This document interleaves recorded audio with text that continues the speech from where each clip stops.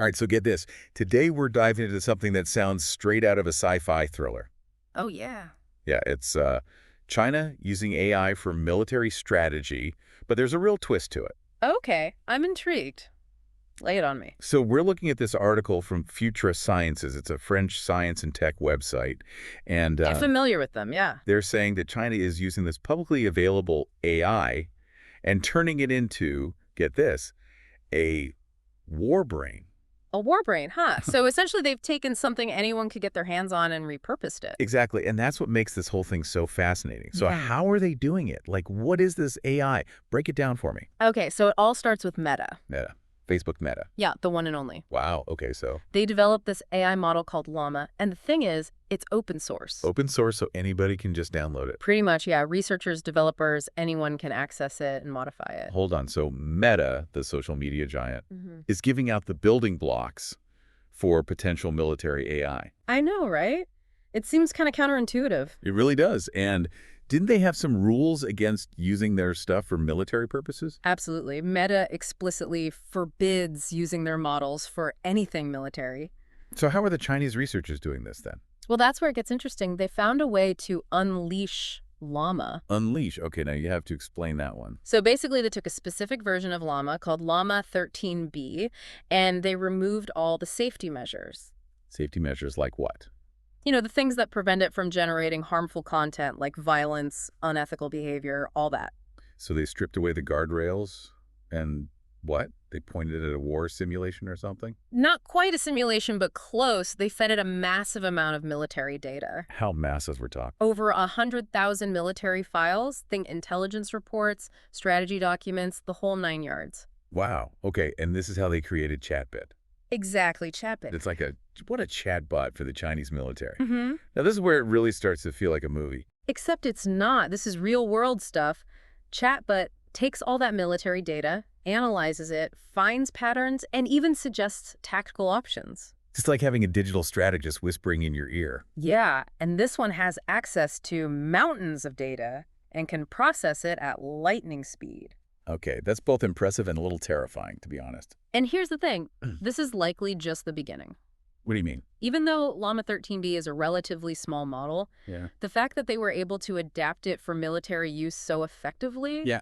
it suggests that there's probably even more advanced stuff happening behind the scenes. So what we're seeing is China basically hacking the system of open source AI. Exactly. It's a brilliant workaround, especially with the U.S. trying to restrict their access to advanced chips. Those chips are crucial for developing cutting-edge AI, right? Exactly. This move by China shows they're resourceful, determined, and not afraid to push the boundaries. It's like they're sending a message. What kind of message? It's like they're saying, hey, we're here, we're innovating, and we're going to be a major player in this AI game, whether you like it or not. Yeah, it really does feel that way, and it all feeds right into their goal of being, what, the world leader in AI by 2030, right? Exactly. 2030, they're playing the long game here, thinking ahead, making bold moves.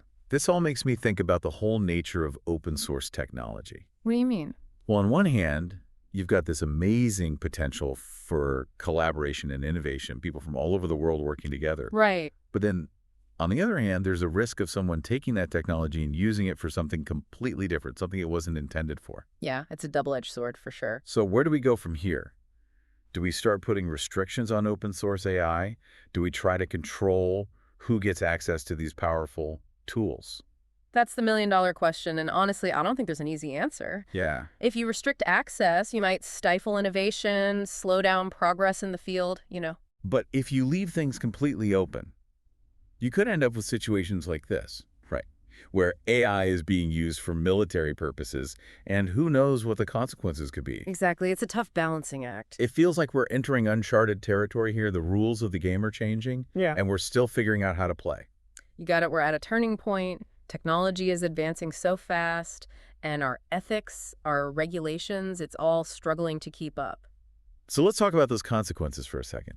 If China is already using AI to analyze military data, suggest tactical options, what's next? What do you mean? I mean, are we talking about autonomous weapon systems? Yeah. Machines making life or death decisions on the battlefield? It's not impossible. You know, remember those sci-fi movies we talked about earlier? With the killer robots and AI taking over? Yeah, well, those scenarios might not be so far-fetched anymore. And that's what's really unsettling, the idea of machines making decisions that could lead to people dying Yeah. and no human intervention, it's scary. It's something that a lot of people are thinking about. Ethicists, policymakers. How do you program a machine to make ethical choices in a war? How do you make sure humans stay in control when the whole point of the technology is to be autonomous? We've seen how algorithms can be biased, how they can perpetuate inequalities. Imagine that in military AI. Yeah, it's a real concern. The potential for unintended consequences is huge. Yeah, it's like we're on this slippery slope, and who knows where it ends once we start down this path of giving machines so much power. You're right. It's a dangerous path for sure, and one we need to be really careful with. Because the decisions we make today, the regulations we put in place or don't, it's going to affect everything down the line. Absolutely. It'll have ripple effects for generations to come. So what can we do? I mean, this feels like such a huge global issue. Mm. Does our individual awareness even matter in the face of something like this? It might feel like a tiny drop in the ocean, but all those drops that add up awareness is the first step, always. So what are we supposed to do? Just talk about it. Yeah, start conversations, educate ourselves, and maybe even reach out to our elected officials, let them know we care about this.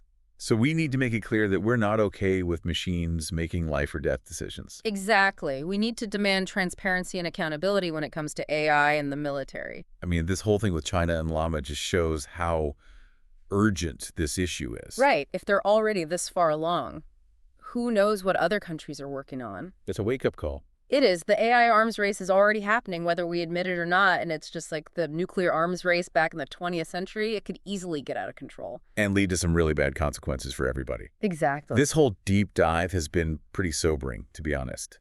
It's made me realize that those sci-fi movies with dystopian futures, Yeah. they might not be so far-fetched after all. That's the future we have to fight to avoid. We need to push for ethical considerations, international cooperation, and make sure humans stay in control of this technology. The stakes are just too high to ignore. I agree completely. So to our listener, as you're thinking about all of this, we want you to really consider the role of AI in our world, not just in warfare, but everywhere. What are your boundaries? What kind of world do you want to live in? Because the future is being written right now. We all have a part to play in shaping it. Until next time, fellow deep divers, keep asking those questions and keep pushing for a future where technology helps humanity, not the other way around.